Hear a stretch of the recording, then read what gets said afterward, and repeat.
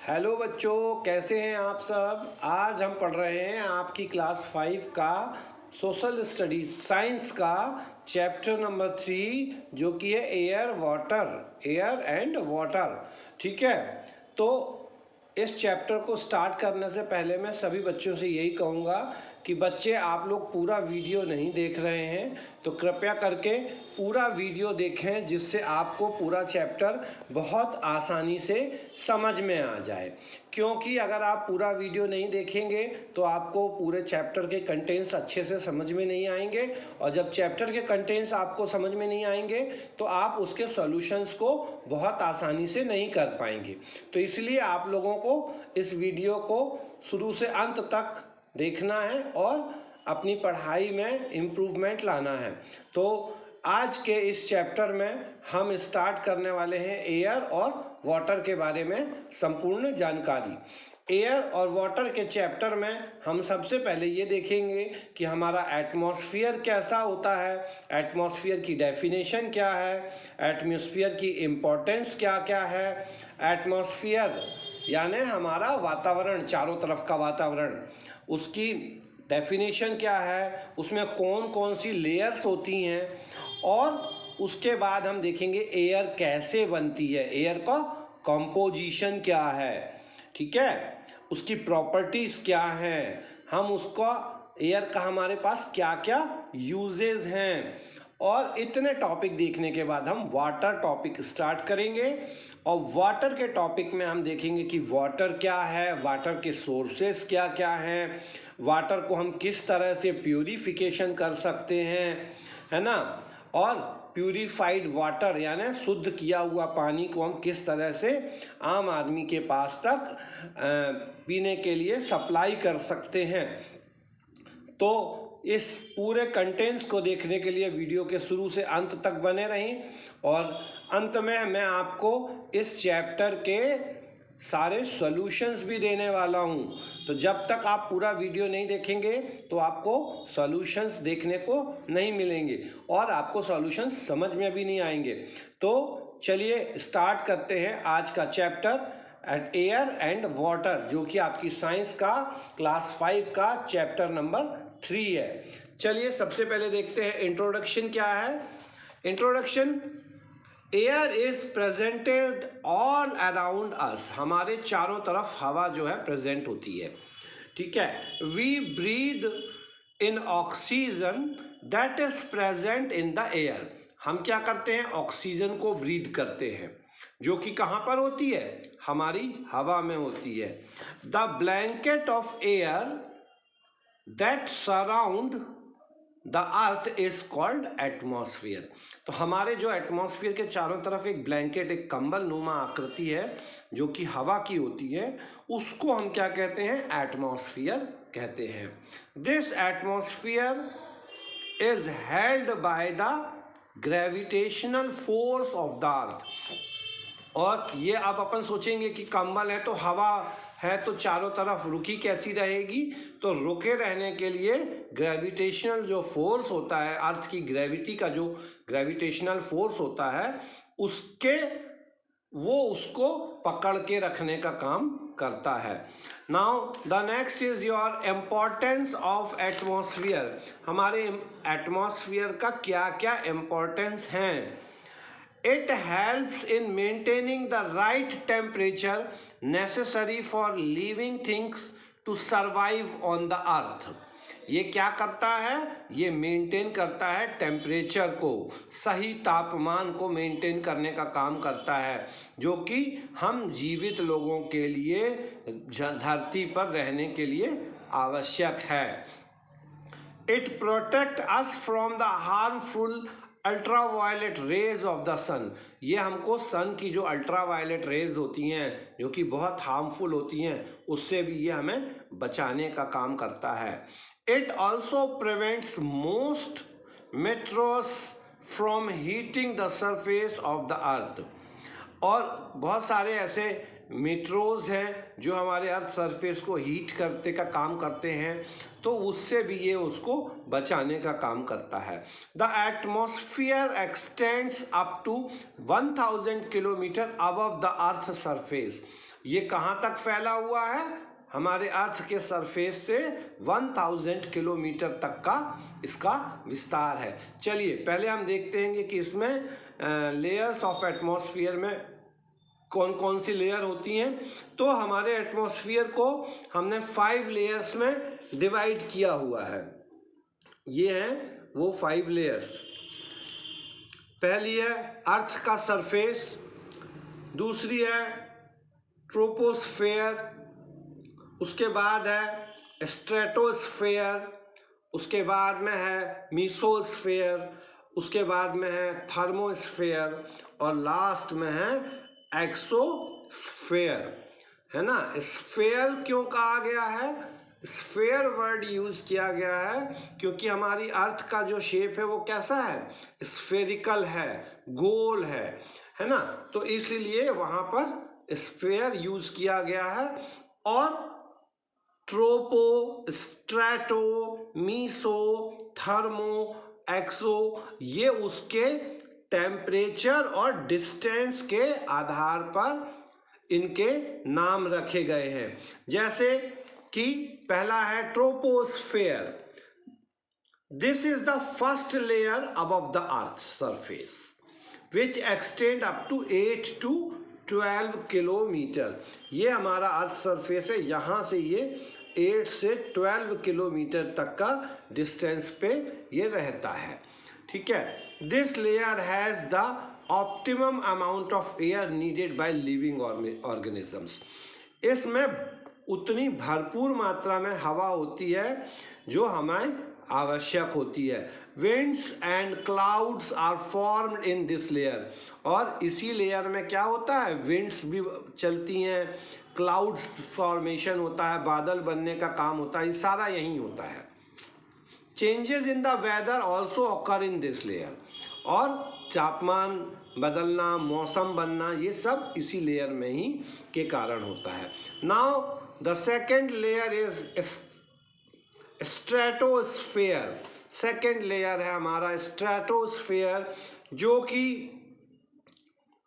Atmosphere से 50 kilometre above तक फैला हुआ है। हमारे एटमॉस्फेयर में ये 50 किलोमीटर तक फैला हुआ है। Many jet planes flies in this layer. बहुत सारे जेट प्लेन इस लेयर में भी उड़ते हैं, ठीक है। The ozone layer, the upper part of the sphere, stratosphere, ये ऊपरी हिस्सा जो है इसका, इसमें एक ओजोन लेयर होती है जो हार्मफुल अल्ट्रावायलेट रेस को सन से हमारे अर्थ पे लाने के लिए रोकने का काम करती है। और इन अल्ट्रावायलेट से हमें स्किन का कैंसर भी हो सकता है। तो ये जो स्ट्रेटोस्फेयर है ये सबसे मेन लेयर है, क्योंकि ये हमारा इसकी जो अपर लेयर, अपर पार्ट है वो ब्लैंकेट के जैसे काम करता है और उसकी सन की जो अल्ट्रावायलेट रेज है उसको रोकने का काम करता है। और ये अल्ट्रावायलेट रेज क्या करती हैं? हमारे स्किन के कैंसर को कर सकती हैं, इसलिए ये हमको बचाने का काम भी करता है। Mesosphere, it is the third layer of the atmosphere and extend up to 90 kilometre, ठीक है। ये 90, यहाँ से यहाँ तक 90 किलोमीटर का डिस्टेंस होता है। और यहाँ पर many meteoroids engine entering the earth atmosphere burn out and thus do not reach the earth। ये क्या करती है? मेट्रॉइड्स जो जलते हैं, गर्म होते हैं, और उससे ये हमको बचाने का काम करती है। And the next is thermosphere, that is the fourth layer and it is extend up to 380 kilometre from the surface. Thermosphere, that is 380 kilometer from the surface, and space shuttles move in this layer। यहाँ पर space के जो satellites हैं हमारी, वो move करने का काम करती हैं। And the fifth is your exosphere. This is the fifth layer of the atmosphere which x tends 500 kilometres, है ना। और यहाँ पर ऐसा कुछ भी नहीं होता है। तो ये थे हमारे एटमॉस्फेयर के डिफरेंट लेयर्स।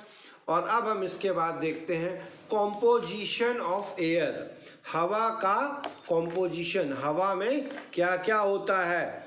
ये है हमारे हवा का जो एयर है हमारा उसका कॉम्पोजिशन। तो हवा क्या है? It is a mixture of gases, ये हमारे गैसों का मिक्सचर है। It contains many gases which are essential for the survival of plants and animals. Air contain 78% of nitrogen, that is पूरा ऑरेंज कलर का जो पर्पल कलर है वो नाइट्रोजन का है। और it is containing 78% nitrogen, 21% oxygen and less than 1% of organ. ये 1% से जो कम है इसमें ऑर्गन, कार्बन डाइऑक्साइड और अदर गैसेस जिसमें कि water vapour, smoke, dust particle, ये सारे हमारे इस 1% में होते हैं। 21% ऑक्सीजन, 78% नाइट्रोजन। सबसे ज़्यादा मात्रा में हमारे एटमॉस्फेयर में क्या है? सबसे ज़्यादा मात्रा में हमारे एटमॉस्फेयर में नाइट्रोजन है और उसके बाद ऑक्सीजन का नंबर आता है। अब हमारे एटमॉस्फेयर में जो नाइट्रोजन है वो क्या क्या काम करती है? Living organism do not use nitrogens directly from the air. जो जीवित लोग हैं वो ऑक्सीजन को डायरेक्ट हवा से, नाइट्रोजन को डायरेक्ट हवा से नहीं लेते हैं। Plants get atmospheric nitrogen with the help of rhizobium bacteria present in the roots. जो प्लांट्स हैं वो नाइट्रोजन को अपनी जड़ों के राइजोबियम से, जो कि बैक्टीरिया होते हैं, उससे लेते हैं। These bacteria convert atmospheric nitrogen into nitrates. ये एटमॉस्फेरिक नाइट्रोजन को क्या करते हैं? नाइट्रेट में बदलने का काम करते हैं। Which is very important for plant growth, जो कि हमारे पेड़ों की ग्रोथ के लिए बहुत ज़्यादा आवश्यक होती है ना। Animals get nitrogen from fish, meat and plants. और हम जो एनिमल्स हैं, लिविंग बींग्स में एनिमल्स कैटेगरी के हैं, वो क्या करते हैं? फिश, मीट और प्लांट्स से क्या करते हैं? इस नाइट्रोजन को ग्रहण करने का काम करते हैं। Nitrogen does not stop burning, it keep the process of burning under control. ठीक है, नाइट्रोजन जो है वो बर्निंग को रोकने का काम नहीं करती है बल्कि कंट्रोल करने का काम करती है। क्या करती है? नाइट्रोजन बर्निंग को कंट्रोल करने का काम करती है। इसके बाद हमारा सेकंड कंटेंट है एयर का, that is oxygen. It is the most important gas required by all organism living beings for breathing. ये सबसे ज़्यादा इम्पॉर्टेंट है। क्यों है? क्योंकि ये ब्रीदिंग के लिए हमको ज़रूरत पड़ती है। इट हेल्प्स इन बर्निंग, ये जलने के लिए भी, जलाने के लिए भी ज़रूरत पड़ती है। Carbon dioxide, it is a gas which is essential for green plants to carry out photosynthesis. Carbon dioxide जो है वो ग्रीन प्लांट्स को फोटोसिंथेसिस के लिए ज़रूरी होती है। It helps in keeping our atmosphere warm, और ये क्या करती है? हमारे वातावरण में गर्मी पैदा करने का काम करती है। Other gases, traces of some other gases such as helium, neon, argon, krypton, hydrogen are also present in the air. ये सारी गैसें भी हमारे एटमॉस्फेयर में होती हैं। Argon is used to protect the colorful glow in bulbs and fluorescent tubes. Argon जो है वो कलर छोड़ने वाली गैस होती है। Neon is used in electrical bulbs and glow sign. Neon भी बल्ब में यूज होने वाली गैस होती है जो कि शाइनिंग के साथ ग्लो देती है। ठीक है, इसके बाद नेक्स्ट है आपका helium. Helium is filled in weather balloons, और हीलियम को हम वेदर बलून्स में फिल करने का काम करते हैं, है ना। तो इस तरह से ये हमारी सारी गैसेस हो गई जो डिफरेंट गैसेस हमारे एटमॉस्फेयर में होती हैं। अब इसके बाद हमारे एटमॉस्फेयर में ह्यूमिडिटी भी होती है। ह्यूमिडिटी यानी नमी। The amount of water vapour present in the air is called humidity. जो पानी की वाटर वेपर्स हमारे एटमॉस्फेयर में होती हैं उसको हम ह्यूमिडिटी कहते हैं। Air becomes humid when there is more water vapour in it. अगर हवा हमारी कब ह्यूमिड हो जाती है? जब इसमें बहुत अधिक मात्रा में वाटर वेपर होती हैं। The humidity is low when the air is dry. जब हवा में वाटर वेपर कम होती हैं तो ह्यूमिडिटी कम हो जाती है, हवा सूखी हो जाती है। High humidity makes us uncomfortable as our sweat does not evaporate easily। अगर ह्यूमिडिटी ज़्यादा होती है तो हमको अनकंफर्टेबल कर देती है। क्यों? क्योंकि हमको पसीना नहीं निकलता है। तो चलिए अब हम इसके बाद देखते हैं हवा की क्या क्या प्रॉपर्टीज़ होती हैं, हवा में क्या क्या होता है, गुण कौन कौन से होते हैं। Air has weight but we do not notice the weight of air. हवा में वज़न होता है लेकिन हम इसको महसूस नहीं कर सकते हैं। ठीक है, चलो अब हम देखते हैं कि हवा में वज़न होता है कि नहीं होता है। ठीक है ना।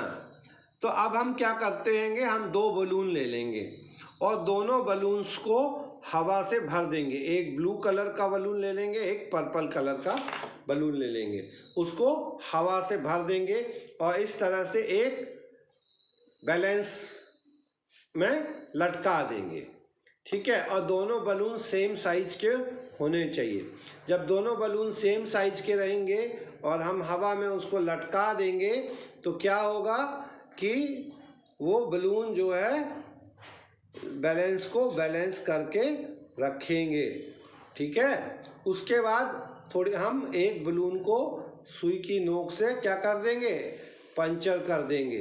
तो जैसे ही हम सुई की नोक से उसको पंचर करेंगे तो क्या होगा, धीरे से वो बलून की हवा निकल जाएगी। तो जो फूला वाला बलून है वो नीचे चला जाएगा और हल्का वाला बलून ऊपर चला जाएगा। तो ये एक्टिविटी क्या शो कर रही है, ये एक्टिविटी शो करती है कि हवा में वजन होता है।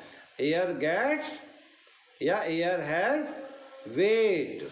Now the second is property is air occupy space. ठीक है, तो air fills up all vacant space. जितनी भी खाली जगह है वो हवा भर के रखती है। कैसे भर के रखती है, चलिए देखते हैं। अब हम यहाँ पर क्या करते हैं, एक बीकर ले लेते हैं और उस बीकर में हम वाटर फिल कर लेते हैं। ठीक है, और उसके बाद एक प्लास्टिक का, सॉफ्ट प्लास्टिक का ग्लास ले लेते हैं। ठीक है, turn it up down and put it inside the tube containing water, है ना। इसके बाद हम क्या करते हैं, इसके ऊपर ग्लास को इस तरह से उल्टा करके रखते हैं। तो हम देखते हैं कि ग्लास में कोई भी पानी नहीं भर रहा होता है।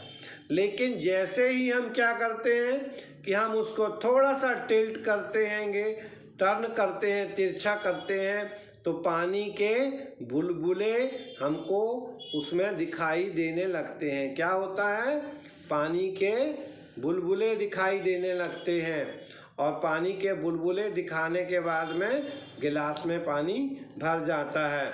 तो इससे हमको क्या समझ में आता है, इससे हमको ये समझ में आता है कि पहले गिलास में क्या भरी हुई थी, हवा भरी हुई थी, और बाद में फिर जब हमने उसको तिरछा किया तो पानी ने हवा को अलग किया और खुद भर गया और हवा अलग हो गई। तो ये शो करता है कि एयर ऑक्यूपाइज स्पेस ऑल्सो। ठीक है, now the next properties, air exert pressure. हवा में प्रेशर भी होता है, हवा प्रेशर भी एक्सर्ट करती है। We have just learned that the air occupies space and weight. Anything which has weight exerts a pressure. Thus, air also exerts pressure. Air exerts pressure in all the direction. कैसे करती है ये भी हम देखते हैं। हम एक ग्लास ले लेते हैं, धीरे से उसके ऊपर एक कार्डबोर्ड को लगा देते हैं, है ना, और उसके बाद उसको पकड़ के धीरे से क्या करते हैं, हम उल्टा कर देते हैं। और उल्टा करने के बाद जब हम उस ग्लास को धीरे धीरे धीरे धीरे ऊपर उठाते हैं तो क्या होता है, जैसे हम धीरे धीरे उस ग्लास को ऊपर उठाते हैं तो वो कार्ड शीट उसी ग्लास में चिपक के चली जाती है। क्यों चली जाती है? क्योंकि जो हमारे एटमॉस्फेयर की एयर है वो प्रेशर को एक्सर्ट करती है चारों डायरेक्शन से, और उस कारण से ये जो ग्लास के ऊपर मुंह पर सीट लगी हुई होती है वो गिरने नहीं पाती है। प्रेशर के कारण हवा उसको रोक के रखती है, और अंदर वाली हवा भी ऊपर की तरफ प्रेशर लगाती है जिससे कि वो ग्लास की शीट रुकी रहती है। तो इस तरह से हमने देखा कि एयर जो है वो क्या करती है, प्रेशर देती है।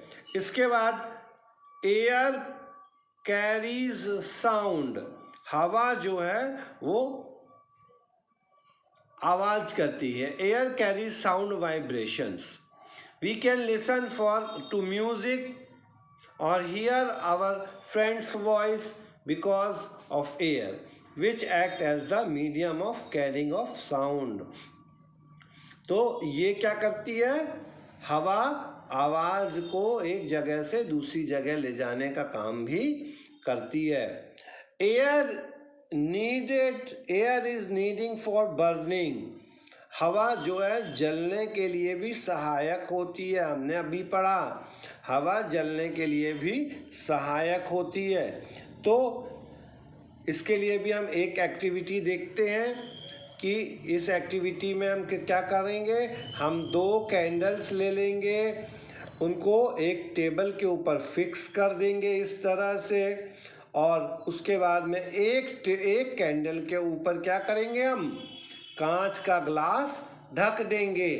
ग्लास ढकने के बाद क्या होगा, थोड़ी देर तो वो कैंडल जलती रहेगी और थोड़ी देर के बाद क्या होगा, वो कैंडल बुझ जाएगी।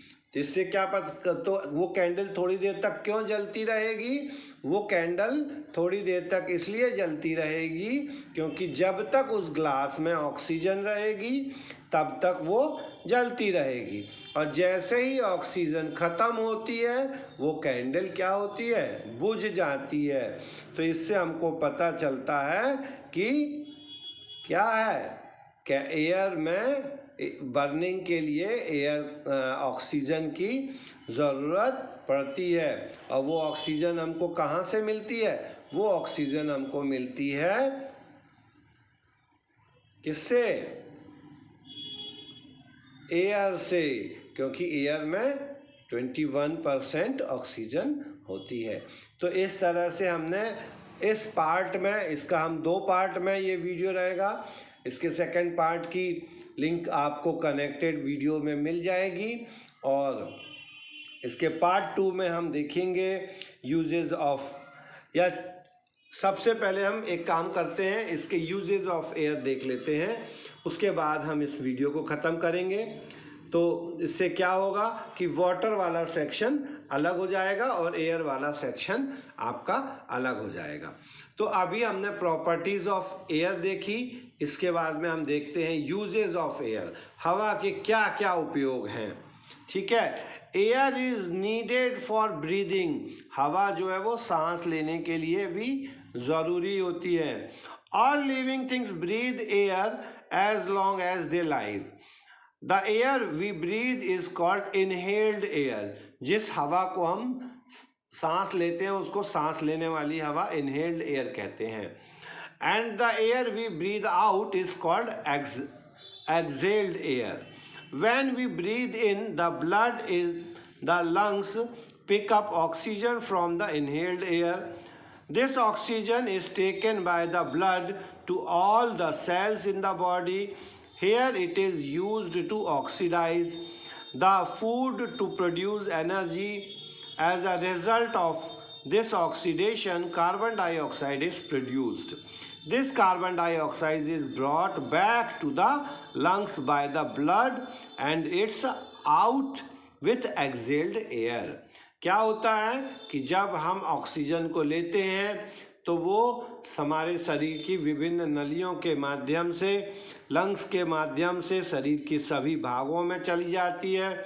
वहाँ पर इस ऑक्सीजन का ऑक्सीडेशन होता है जो कि खाने को एनर्जी में बदलने के काम आता है, और उसके बाद ऑक्सीडेशन के बाद में कार्बन डाइऑक्साइड गैस बनती है, और ये कार्बन डाइऑक्साइड गैस को हम अपने फेफड़ों के माध्यम से एक्सेल्ड एयर के रूप में बाहर कर देते हैं। This process of breathing in oxygen and breathing out carbon dioxide is called respiration. तो सांस लेते समय ऑक्सीजन को लेना और कार्बन डाइऑक्साइड को छोड़ने की प्रक्रिया को हम रेस्पिरेशन कहते हैं। Absence of air is felt in space, under water and at the top of mountain. जब हम स्पेस में होते हैं या पानी के अंदर होते हैं या पहाड़ के ऊपर होते हैं तो हमको हवा की कमी का महसूस होती है। Therefore, astronaut, drivers, mountaineers carry oxygen cylinder with them for breathing. तो इसीलिए जो पहाड़ में चढ़ने वाले माउंटेनर्स होते हैं, डाइवर्स होते हैं जो समुद्र के अंदर गोता लगाते हैं, astronauts, these are astronauts, drivers and mountaineers, ये तीनों आप देख रहे हैं। इन लोग अपने साथ क्या करते हैं, ऑक्सीजन सिलेंडर लेके चलते हैं, जिससे कि इनको जब ऊपर हवा कम हो जाए तो ऑक्सीजन मिलती रहे। तो इसके बाद में since air occupy space it can be used to inflate balloons, है ना, बलून्स का यूज़ किया जाता है ना, या फिर हम इसको टायर्स में भरते हैं हवा को, है ना, या moving air help boats to sail, नाव को चलने में हवा मदद करती है। Wet clothes dries in the air, गीले कपड़े सुखाने में हवा की मदद मिलती है। Moving air turns the blades of the windmill, चलने वाली हवा क्या करती है, विंड मिल के पंखों को घुमाती है। इससे क्या होता है, अंडरग्राउंड वाटर और जनरेट इलेक्ट्रिसिटी, जिससे कि इलेक्ट्रिसिटी बनाई जाती है। Birds and kites flies in the sky with the support of air. तो इस तरह से हम बहुत सारी जगहों पर हवा का उपयोग करते हैं। यूजेस ऑफ एयर प्रेशर, हवा का प्रेशर का उपयोग हम किस तरह से करते हैं। Air pressure plays an important role in our daily life. Tyres of automobiles should have proper air pressure to turn smooth on the road. Tyre में अगर हवा कम होती है तो सड़क में चलने में हमें दिक्कत होती है ना, इसलिए टायरों में सही हवा भरनी चाहिए। Air pressure plays a vital role in the working of syringe used by doctors. Doctor लोग भी क्या करते हैं, जो इंजेक्शन की शीशी होती है उसमें से प्रेशर के ही पावर से, एयर के प्रेशर से ही क्या करते हैं, दवाई को अपने इंजेक्शन में, सिरिंज में भरने का काम करते हैं। तो कितने सारे यूजेज हैं एयर के। और air is used to fill liquid medicine in dropper and ink in the fountain pen. हम इस तरह से पाइप से, स्ट्रॉ से पानी पीते हैं ना, फाउंटेन पेन, स्याही वाला जो पेन होता है, उसमें भी हम क्या करते हैं, हवा के प्रेशर से ही इंक भरते हैं, है ना। While drinking through a straw we make use of air pressure. The reduce air pressure of sucking force the drink to rise in the straw. जब हम हवा को अंदर की तरफ खींचते हैं तो क्या होता है, बॉटल, गिलास का पानी स्ट्रॉ में भर जाता है। तो इस तरह से कितने सारे यूजेस हमने हवा के देखे, है ना।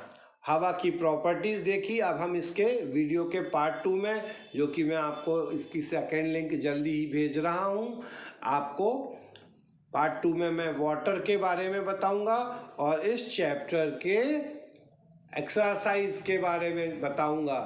तो अगर आपको इस चैप्टर की एक्सरसाइज समझनी है तो आप इसके पार्ट 2 को ज़रूर देखें। और जिन्होंने भी अभी सब्सक्राइब नहीं किया है चैनल को, सब्सक्राइब कर लें ताकि आपको इस साइंस के सारे लेसन्स के वीडियोस और बाकी सब्जेक्ट के वीडियोस भी आसानी से मिलते रहें। तो जल्दी मिलते हैं इसके पार्ट 2 में, जो कि होगा वाटर, और इसमें हम पानी के बारे में पढ़ेंगे।